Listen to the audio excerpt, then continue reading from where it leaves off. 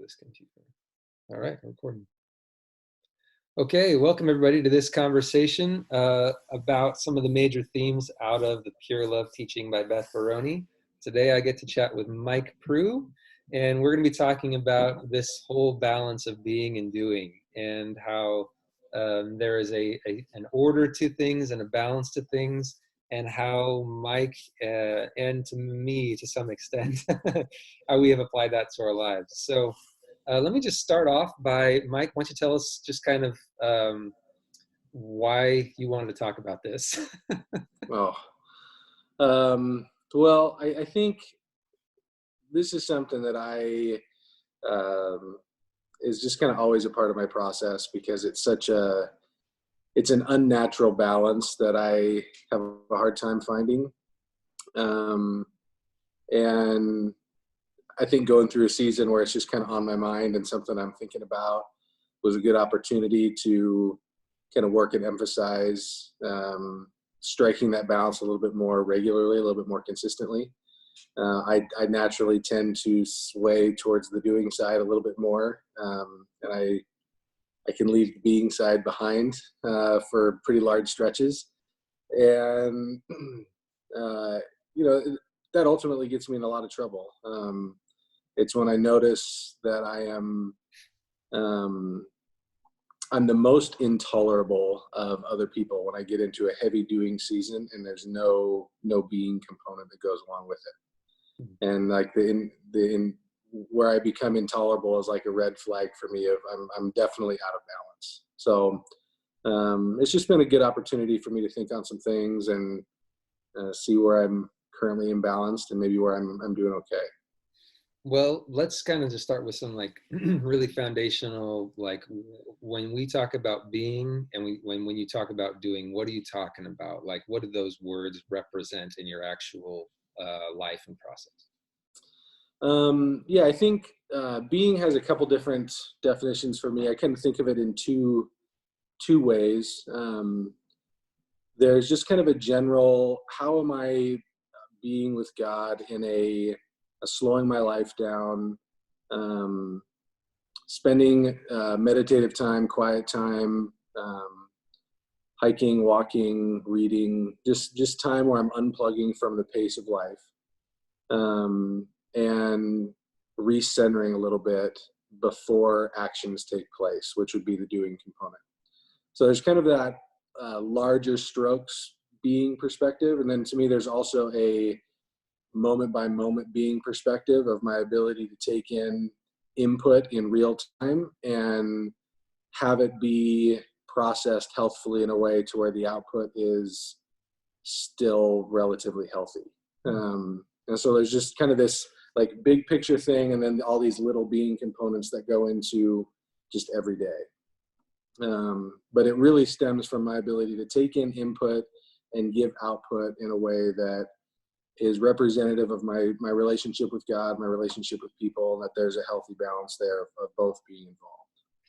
So I love the words input and output. It's something we've talked a lot about, where being and doing, a being state represents a state where you can receive input. Doing state is a state where you're giving output. So when you talk about yourself being more balanced toward the doing, toward the output, and you said that that's a danger, what to you is the danger in where that becomes the overwhelming, or where the being input side isn't happening? Why is that dangerous?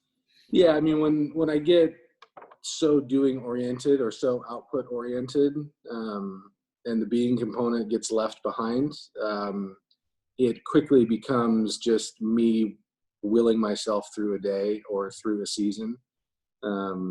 A lot of the intentionality gets lost in the process. What the assignment is for this season gets lost in the process. Somebody else's needs tend to get lost in the process, because it just is all about surviving the day, advancing, moving forward,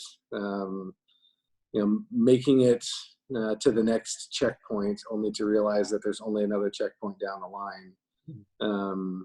And so it just quickly becomes, I think, more performance-y, and I run out of gas. And like I said, for me, my tolerance level just goes away. And that to me is my big red flag of when I have no tolerance for anybody.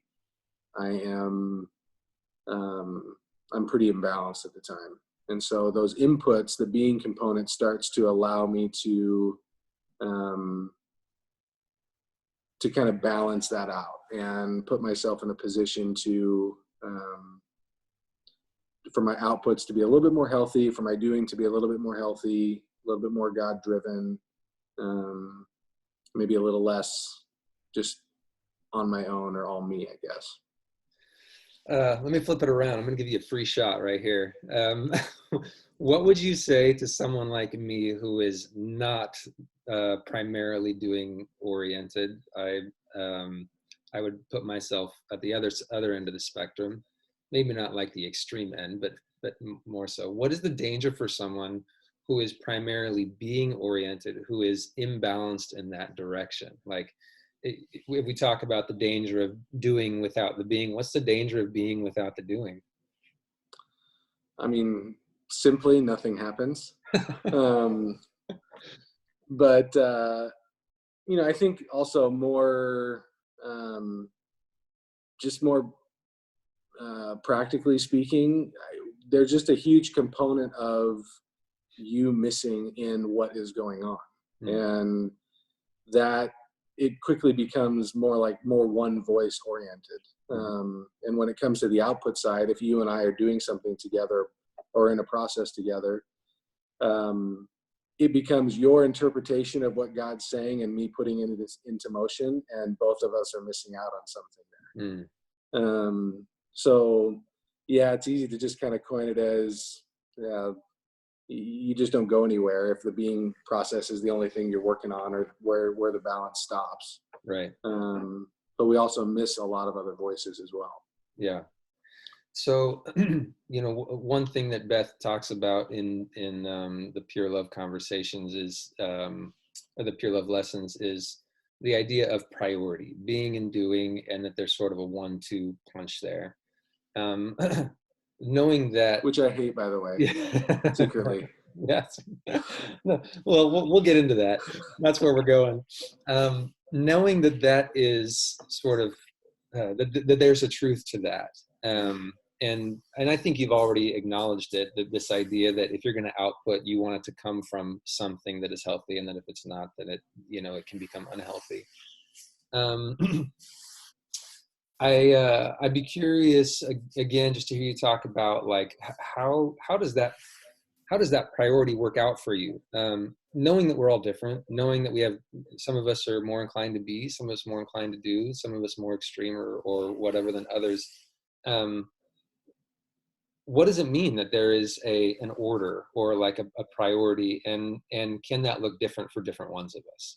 Like for you, making sort of this order, this being and doing a healthy balance or priority.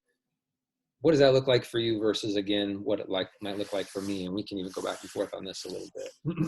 Yeah, I think I'm understanding your question. I think the order, to me, isn't necessarily quite as important as the heart or motivation behind what's going on.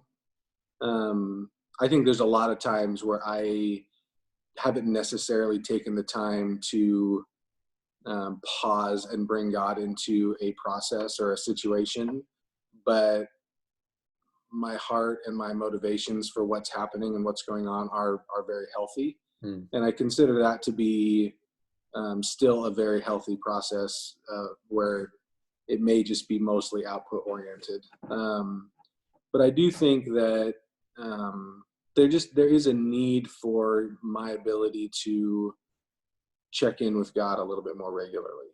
I think that is crucial to my output having any chance of being healthy. I definitely don't like that that's the case. It's hard for me that the being component always being number one, and I'm totally wired for number two. That's a real hard thing. But then I know it's just as difficult for you on the other side. but it just bothers me that number one works for you. Like it's your wheelhouse. I don't know why that bugs me. Um, but I definitely think the order is important. I just don't know that it's, in my opinion, if it has to be so rigid. I just think there's a fluidity to it that, as long as my overall process and intentionality is the idea that I'm trying to do life with God and rely on Him to a degree, I think that is enough of the being component, that if you're doing oriented, that's a big win. So Yeah. I don't know how that priority shifts for you in your process, but or if I answered your question the way you were going with it. That's kind of my thought. No, I just wanted to hear you talk about it. No, it's great. Yeah, yeah, thinking about how different we are. I mean, I've heard people describe what, that doing things puts them more in a position of being able to receive than just not doing something. Whereas, like I would say, I get up in the morning and I do, and I feel like my whole day is doing, doing, doing. And any beer will tell you they feel like they're always just doing, right? Yeah. And so for me, there's the priority of, am I actually getting into a state where I am receiving input? And again, the idea of healthy being that I am actually receiving something, Mhm. I think I can do, I can prioritize being in a way that might sort of look some way on the outside, but I'm actually not receiving anything. I'm just being, and it's just kind of selfish or whatever. Sure. So for me, prioritizing it, I feel like I actually have to put work into being, even though I'm a beer, because being in a healthy way, um, it just takes intentionality. Do you feel like you can capture that on the go very well? Like the idea of just in the midst of your day, or does it have to be more of a carved out period of time for you? Um, yeah, I think it can be both. I definitely know that when the pressure's on to output a lot, Yeah. it gets very difficult very fast. Yeah. Um, if I'm not feeling that pressure, I feel like I can slip into that receptivity mode and have that kind of inner conversation going. The funny thing is how challenging it can be for me to carve out time to be, when you'd think like that would be a normal thing for me, or that would be an Yeah. easy thing. I think if my life were all my circumstances were situated perfectly, I would probably like be inclined that way, but that's Yeah. not life. Yeah. Um, yeah. It makes me think about, like, we've tossed around the idea of spiritual disciplines a few times, and just, it doesn't necessarily mean that you have to be sitting quiet in a room with no distractions in order to create that input balance, but that there's just an intentionality behind, um, even something that you are doing, like going for a hike, or I know you like to fish, I like to golf. Like, these are, I think, areas where you can really get some pretty amazing downloads just into your system. Yeah. And it's not just a quiet room that you're sitting. Yeah, that brings up a really good point, which is a conversation that we end up getting into a lot with folks who are trying to figure this out. Is, how do I make time to receive with the level of output that I'm outputting? And we talk about, like, think about how much you're outputting. How could you possibly balance that out with enough input? And I think that's an important conversation. Are we receiving the kind of input that we need to really support the amount of output that's going out, and how do we do that? Yeah, I think my mind immediately went to, how much time do I spend in some sort of survival mode in a day? And that being the amount of input I'm needing in order to survive everything else that's going Mm. on. How much time do I spend just unplugging, decompressing, checking out, surfing the internet, like whatever, just anything to give me a momentary escape from everything that's going on? To me, that number of minutes or hours potentially a day is indicative of how much time I'm needing to spend in some sort of input state where I'm getting something, I'm being filled, I'm connecting with somebody else. Because the output, as you say, doesn't really change. You know, we all have jobs, we all have families, we all have stuff we have to do. That piece isn't going anywhere. All the free minutes that I have to capture a breather, to me, that's where I find out how imbalanced I am, Mm. and how often I have to go back to that well of just survival to be okay. Mm. That starts to tell me that if I were to use this for something different, if I were to make a different choice and choose to get input from God or from someone else, um, how much more time would I have in the day to actually do that? Because it helps connect me from one doing thing to another without the need to survive. Mm. So the survival mode to me is a big deal there, because it starts to showcase that I am nowhere near the amount of input I need in order for the amount of output I'm giving. And survival mode in this context, I'm thinking of it as, and tell me if you think of it different, but I'm thinking of it as I am doing what I need to take care of getting whatever I feel like I need in a way that I can do, rather than asking to receive that from God and yeah, connecting with Totally. God to receive that. Which brings up this whole other picture that we've used, which is sort of the scale that we have, where I've used these other things so often to get this little emotional input or this little download of, oh, that feels good, to get me through whatever I'm outputting, Totally. whatever I'm having to do. And we're trying to develop a practice where we learn to trust more that we actually can get it from God. And every time that we are doing that, and every time we experience that, we're actually building this level of experience. Do you feel like you have seen that scale start to shift and tip in your own life, where it used to be so difficult to think, if I go and be with God in this way or receive input, to believe that you could get what you actually need, versus maybe getting to the point where you think, no, I'm actually pretty confident if I go and do that, I'll get what I need. Yeah, I mean, yes, I do feel like the scales tip. It never feels that way in the moment. The decision to make that choice always feels like it's the same level of difficulty. Mm.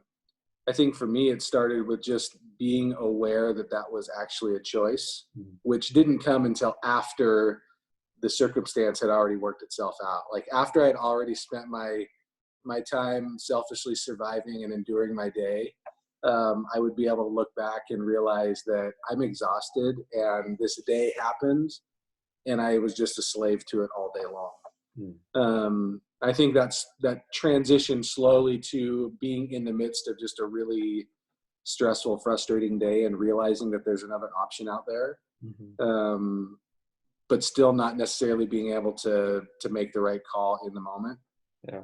To now having some windows ahead of time where I can see something coming and maybe set some things up to allow myself some opportunities to connect with somebody or let them know that at this point I'd love a check-in, because usually at this point in my day or after a day like this, I'm going to be out of gas. Those types of things proactively help, but man, in the moment, that decision always feels like it's, to me, just as difficult. I don't know that I think it will ever get easier, as much as just the repetition and confidence in it once I make the choice will grow. But when you're right there, when like Netflix is calling or some other like Scotch research, you name it, like backyard pigs, I mean, all that stuff, like when that's calling your name, it's so hard to choose something else. Did you say backyard pigs? Isn't that a thing for you guys? I don't know. Oh man. Yeah, all the little things we can find to geek out on to basically, yeah, medicate or entertain Totally. or whatever. Totally. It's a form of being, but it's not Right. actually inputting maybe what.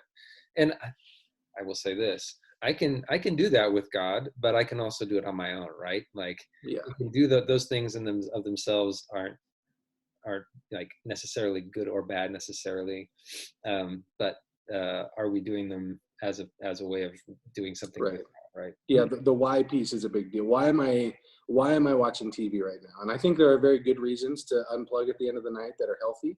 Yeah. I also think there are not good reasons, and being honest about which one you're doing when you're doing it, I think is step one to identifying how much healthy input you're needing at the moment. Yeah. Well, let's leave people with a couple of things to think about.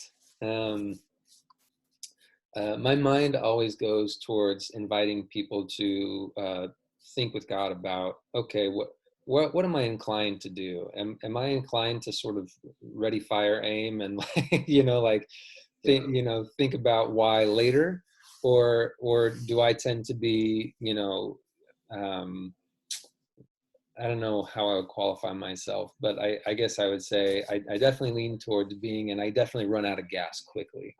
And do I try to sort of then turn towards all sorts of ways of, medicating that? Um, is there a question or a way that we could invite people to bring that conversation to God? Mhm.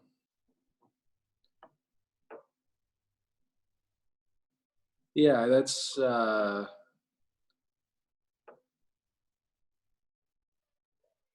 I mean, just this idea that I'm wired a certain way, and based off of how I'm wired, um, or how I perceive that I'm wired, I'm either somebody that's more comfortable kind of on the input side, or somebody that's a little bit more comfortable on the doing side, output side.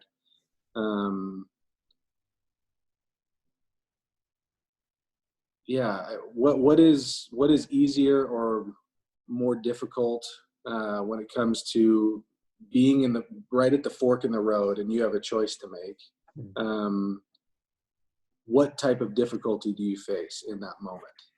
Yeah, um, as you're saying that, my thought right just goes to, like, we all have barriers that to getting ourselves in a position of receiving from God. Like, we've all got hangups totally. there, reasons why we don't want to do that, or reasons why we want to turn to something else in order to supply this amount of output. And maybe a great conversation to have is for someone to ask, like, just have a conversation with God and to ask, what, God, are you wanting to supply me with that's actually going to really sustain all these things that this pressure and these things that I've got to do, and what, because God, I believe God knows how we're wired. I believe God knows and has, like, very intentional and good plans and thoughts for us. So what a great question to get to ask God. God, what do you want to give me in this season? Like, what is the thing that I'm learning to receive from you right now that is really going to fuel me for all these things that I'm doing? Good thing. Yeah, I wonder. So that seems like a relatively like being oriented question. So Really? I would add a part B to that Yeah, please. of, if I'm uh, what do I need to receive in order to sustain my doing? And then also, what systems or things do I need to set in place that check me back in with you once I get started in my doing? Mm, And once the ball starts rolling, there has to be something that gets me reverted back to the input side, because it can be a runaway train. And the sustainability that I'm experiencing may not be God anymore, or may not be that input that I received way back when. that's good. And I think that's also something that we can bring into our groups and talk about, like, this is what I heard. This is where God wants to help me lean on him more in, like, what I'm receiving to actually sustain what I'm trying to do. And secondly, these are the things that I need to be aware of. Yeah, If I get into this motion, this the runaway train, what's going to kind of keep me on the tracks rather than yeah, just running away. That's fantastic. totally. Cool. Well, I'm gonna encourage everybody to take that in their conversation with God and to bring that to your conversations with each other as we go forward. That's a Mhm. great learning process, and it should be really encouraging for everybody. Also want to say thanks to Mike for putting yourself on Mhm. display for us and letting us learn from your experience and your thoughts with God. Yeah, I appreciated the intentionality thinking about it. Great. All right. So that's it for this conversation, and we'll be back next week with another one. Thanks.